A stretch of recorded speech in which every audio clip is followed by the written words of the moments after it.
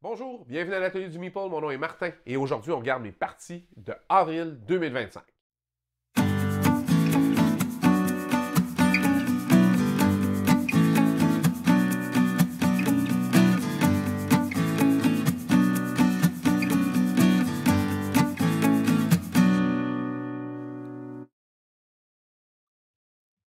En regardant ensemble mes parties de avril 2025, alors c'est 42 parties. Alors je veux pas toutes les passer avec vous, mais je vais attirer votre attention sur certains que j'ai particulièrement aimés. Si on prend le premier, j'ai fait quand même 11 parties de Fellowship of the Ring Trick-Taking Game. En fait, c'est 11 chapitres. Tu sais, ils en ont recommencé beaucoup. J'ai fait jouer avec deux fois avec deux groupes différents. Euh, je suis pas très trick-taking game. J'en ai quelques-uns. J'ai acheté quelques-uns que je veux apprendre. Entre autres, Haggis puis Trick Takers. J'ai ça prêt à apprendre. J'ai joué à The Crew. Alors, j'avais trouvé ça intéressant. Mais entre jouer à The Crew puis jouer à The Fellowship of the Ring, je pense que j'aime mieux jouer à The Fellowship of the Ring pour la thématique. Alors, ça a bien réussi avec moi, The Fellowship of the Ring, le Trick Taking Game. Excusez. Bon, ça fait plusieurs petites parties. On joue souvent ça en fin de soirée, fait que des fois, ça demande de la concentration pour y arriver parce qu'évidemment, des jeux de levée, faut suivre la game, là. Alors, celui-là, il est coop, fait qu'on n'a pas trop recommencé le chapitre, on était assez content, mais j'ai beaucoup aimé le Fellowship of the Ring, je trouvais que c'était un bon jeu. J'ai joué aussi 4 parties de Creature Caravan pendant le mois d'avril. Alors, Creature Caravan, c'est un petit engine building que j'ai découvert le mois d'avant et je l'ai adopté. Je trouve que c'est un jeu magnifique. C'est des illustrations de Ryan Lockett. Euh, il, il fait le design et les dessins. Alors, si on regarde ça un peu, là, c'est un petit monde fantastique qu'il a développé dans plusieurs de ses jeux. Vous voyez que tu sais, c'est quand même magnifique, là. Il fait des illustrations, il fait tout, tout, tout, tout, tout. Alors, ce jeu-là, il y a une grande piste, c'est le terrain qu'il faut traverser et c'est composé de 4 gros boards. Il y a un mini à la fin. Et les boards, ben, vous les mélangez sauf le premier. Puis après ça, ils peuvent être en plus d'un côté comme de l'autre. Alors, il y a beaucoup de rejouabilité. Vous ne pourrez pas faire une stratégie qui va systématiquement être gagnante. Et vous devez avancer. Et c'est quand même, c'est pas une course, c'est un petite construction d'engin. Alors, vous allez avoir un plateau personnel, vous lancez des dés, vous affectez les dés à certaines actions. Vous, euh, vous allez construire, jouer des cartes, des personnages. Et vous allez devoir combattre des zombies, vous allez devoir faire plein d'affaires super intéressantes. Puis ça va vous... voilà, les cartes, alors c'est ça que je voulais vous montrer. C'est assez magnifique, ces dessins. Ça met dans l'ambiance, c'est pas très complexe, mais c'était très intéressant. J'ai joué aussi des parties de Schadenfreude. Je suis pas sûr de la prononciation, là, mes cours d'allemand sont très loin, mais c'est une espèce de jeu de c'est un jeu de levée, mais où c'est pas la personne qui a la plus haute main, c'est la personne qui a la seconde plus haute main qui va gagner.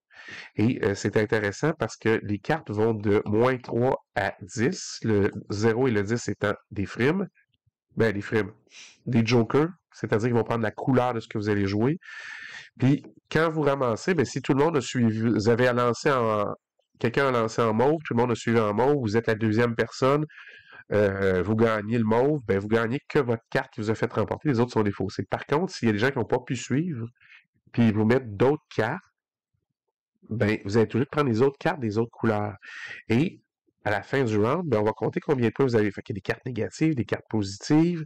Fait que vous allez avoir un certain montant de points que vous voulez qui avance, mais pas trop vite. Et surtout pas trop. Si vous dépassez 40, ça met fin à la partie. Et si vous bustez, vous perdez, là. C'est la personne qui est le plus haut, mais qui ne dépasse pas 40, aussitôt que quelqu'un l'a dépassé. Et fait qu'il faut vraiment gérer sa main de carte. C'est difficile parce que des fois, on n'a pas le choix de suivre, mais c'est plein de rebondissements et c'est un excellent jeu de levée. Vraiment, là, excellent. Et ça vous permet, il y a plein de façons de mitiger. Là. Si jamais vous aviez un 3 puis vous prenez un autre 3, ben les deux 3 s'annulent. Fait que ça peut, vous pouvez voir, vous êtes content des fois de gagner certaines cartes, ça en élimine dans votre, pour pas faire des points trop vite. Mais c'est vraiment, on a été très, très surpris de ce petit jeu-là. C'est un ami qui aime pas les jeux de levée qui a joué à ça une fois avec un autre ami. C'est Stéphane qui joue avec Guillaume, puis Guillaume avait amené ça, et Stéphane qui aime pas les jeux de levée a adoré ça, et depuis ce temps-là, on n'arrête pas de jouer. Fait que c'est intéressant. Ah oui, j'ai joué aussi à Dice Town. Dice Town, c'est un jeu que je regardais. Moi, les jeux à thématique de western ou de cowboy, je trouve toujours ça intéressant. Je trouve que c'est une belle thématique, ça amène plein de choses. Et c'est dans ça, c'est comme des mains de poker qu'on fait en lançant des dés. Alors, les dés vont de 9 à chaque facette va de 9 à l'as, si vous voulez. 9, 10, valet, dame, roi, as. Et vous allez faire une main de poker la plus élevée parce que ça vous permet de faire quelque chose en plus. Mais c'est la personne qui a eu le plus de 9 ou le plus de 10 va soit ramasser des cartes, de l'or, aller chercher de l'argent à la diligence, à la banque, c'est de l'argent qui arrive par la diligence. Mais vous devez jouer un dé à la fois, vous brassez vos dés, vous en gardez un. Puis vous montez votre main comme ça de tour en tour. Si vous voulez en garder un deuxième, il faut payer de l'argent à la diligence. Fait que ça vous permet de faire une meilleure main. Vous êtes en train de mettre de l'argent pour le joueur qui va remporter cette section-là. Alors, tout plein de contrepoids dans ce jeu-là qui sont intéressants. Et ça, c'est une boîte, c'est un gros jeu, c'est la boîte comme un gros jeu, mais c'est un filler, c'est écrit 45 minutes et ça ne dure pas toujours 45 minutes. Et c'est ça qui est intéressant.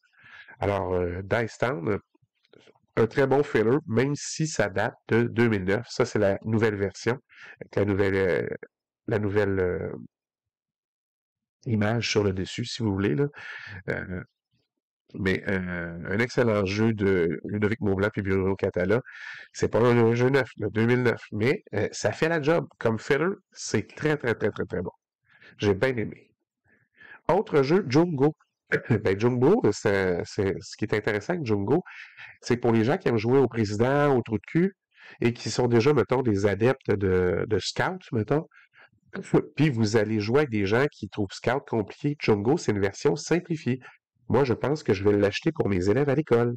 J'ai des jeux en libre-service pour le midi et les récréations, et je pense que ça, ils vont aimer. C'est très, très, très rapide. Une levée, une main, c'est une partie. Fait que la première personne qui laisse aller ses cartes, ben, il remporte la partie. Alors, ça fonctionne pas tout à fait comme Scout ou comme le président ou le trou de cul, mais ça fonctionne très bien. Et contrairement à Scout qui demande de jouer autant de rounds qu'il y a de personnes, si vous voulez, celui-là, vous pouvez faire un round, puis c'est fini. Alors, c'était distrayant, puis c'est fini. Vous passez à autre chose, vous retournez travailler ou à l'école pour mes élèves. Prochaine classe. Les illustrations sont cute. Ça ressemble à ça ici. Fait que vous voyez les petits singes, puis c'est sympathique, là. C'est plutôt cute et joli. Autre jeu, Mennefer. Je vous ai parlé de Guillaume tantôt qui nous a amené Schadenfreude. Puis Mennefer, c'est un jeu euro plus complexe, hein, 3.71 sur 5. On se rapproche lentement du 4. 60 à 120 minutes. C'est dans les bons temps. On était 3 ou 4. Puis ça a bien été. J'ai bien aimé ça. C'est vraiment un jeu très euro. Vous avez un plateau personnel que vous allez gérer. Comme Puis vous allez avoir des placements de vos petits personnages ici. Ça vous fait faire une première action, une deuxième action. Vous allez construire des pyramides, installer des sarcophages. Il y a plein d'autres choses à faire. Vous allez naviguer sur le Nil où il y a d'autres actions, poser des sphinx. Alors, il y a plein de choses différentes. C'est comme un jeu où il y a des pistes aussi, où vous devez vous élever sur les pistes. Tout ce que moi, j'aime en général chez les jeux euro. Et c'est ce que Guillaume m'a dit quand il me l'a fait. Il dit, non, tu vois, c'est ton genre de jeu, tu vas aimer ça. Je l'avais vu passer, je l'avais pas acheté à l'époque. On va toutes les acheter quand même, les jeux, là, je sais déjà pas où les mettre. Mais effectivement, c'est un excellent jeu euro. Moi, j'ai beaucoup aimé ma partie et je vais probablement essayer de rejouer. J'ai joué aussi à Rebirth au mois d'avril. Rebirth, c'est un jeu de Riley Kinedia. C'est d'ordinaire pas un designer que j'apprécie tant que ça. Je trouve que ses jeux sont très secs, très très secs. pas de thématique, c'est pas, c'est brillamment fait tout le temps, mais tu sais, c'est souvent illustré de façon très générique, alors que celui-là, c'est un peu plus intéressant. Il est bien coté aussi, pas très difficile, 1,99 sur 5, mais vous allez devoir placer certaines choses sur une map de l'Écosse. Il y a des petits objectifs, il y a des majorités à certains endroits à aller chercher. C'est brillamment fait, c'est intelligent. Est-ce que je vais l'acheter? Peut-être pas. Là. Je connais des gens, je connais quelqu'un qui l'a maintenant. Fait que si je veux jouer, je peux toujours le demander à que la personne l'amène à une soirée de jeu. Mais si vous n'avez pas essayé, ça vaut la peine, celui-là, d'essayer ce jeu-là de Ryan India. Vous ne serez pas déçus. C'est vraiment bien fait. Puis il est joli. La production est très belle. Franchement, là, un plus là, pour ce jeu-là. J'ai aussi joué à Scoville, la deuxième édition. Ce qui est intéressant avec Scoville, c'est que c'est un vieux jeu quand même. Là. Ça date de la première édition, ils le disent pas. Ça, c'est la version 2025. Mais ça date au moins de 10 ans. Là. Alors, c'est un jeu où de la thématique, c'est de planter, de récolter, de vendre, de faire des recettes avec des piments forts. Alors, c'est un jeu où il y a une thématique agricole, où vous allez avoir euh, aller chercher des cartes qui vous donnent des piments, aller les planter sur le plateau commun, et après ça, vous déplacez. Quand vous passez entre deux piments, ben, si vous passez entre un piment jaune et un piment bleu, ça va donner un piment vert, et ainsi de suite, pour aller chercher plein de ressources. Ben, les ressources, c'est les piments, évidemment. Et après ça, faire quoi avec? Ben, vous pouvez atteindre des objectifs communs. Il y a des recettes à aller faire et il y a des cartes qui sont des commandes. Alors, vous pouvez vendre. Et il y a quand même 10 couleurs de piments différents. Ça fait énormément de piment, mais ça demande un peu d'organisation. Le jeu, là, si vous voulez ranger tout ça comme il faut, que ce soit efficace. Moi, j'en ai fait j'ai fait moi-même un insert 3D là, que j'ai imprimé. Alors, mais le jeu est très intéressant. Ça, c'est pas très compliqué à expliquer. Ça joue assez rapidement. Euh, ils fournissent pas de temps là, ici, mais c'est 1 heure et demie à peu près à jouer. Là. Ça joue jusqu'à 5-6. Alors, plus vous êtes, évidemment, plus c'est long parce que les gens peuvent se poser. Tu sais, si vous prenez leur place sur le plateau de récolte, ben ils vont peut-être devoir repenser à leur move un peu. Mais il y a une enchère dans ce jeu-là qui est intéressante où vous devez payer pour jouer plus vite. Puis si vous jouez plus vite, ben là, vous allez décider, je veux-tu jouer en premier pour aller chercher récolter rapidement des piments qui sont disponibles, mais je vais être le dernier à aller sur le plateau pour les récolter.